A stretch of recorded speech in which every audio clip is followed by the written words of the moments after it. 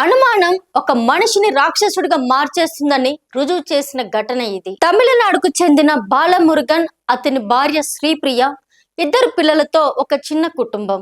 వివాదాలు పెరుగుతుండటంతో శ్రీప్రియ కోయంబత్తూరులోని ఒక ఉమెన్స్ హాస్టల్లో ఉంటూ జాబ్ చేసేది. ఆమెకు వివాహేతర సంబంధం ఉందని బాలమురుగన్ అనుమానించాడు. ఆ అనుమానమే రోజు రోజుకు విషమంగా మారింది. ఒక రోజు హాస్టల్ కు వెళ్లిన అతను శ్రీప్రియను నాతో రా అన్నాడు. కానీ అందుకు ఆమె ఒప్పుకోలేదు. అక్కడే ఇద్దరి మధ్య పెద్ద గొడవ జరిగింది.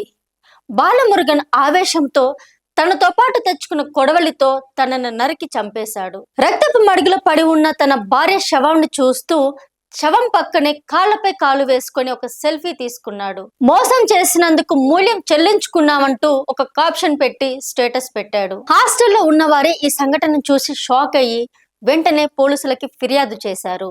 కానీ బాలమురుగన్ ఎటువంటి తప్పు చేశానన్న పశ్చాత్తాపం లేకుండా పోలీసులు వచ్చే వరకు తన భార్య శవం పక్కనే కూర్చొని ఉన్నాడు. ఒక అనుమానం ఒక కుటుంబాన్ని నాశనం చేసింది. ఇద్దరు చిన్నారి బిడ్డలకి తల్లిని దూరం చేసింది. అనుమానం ఉన్న చోట ప్రేమ ఉండాలి, కానీ అనుమానంతో కుటుంబాలను వ్యసనం చేసుకోవద్దు.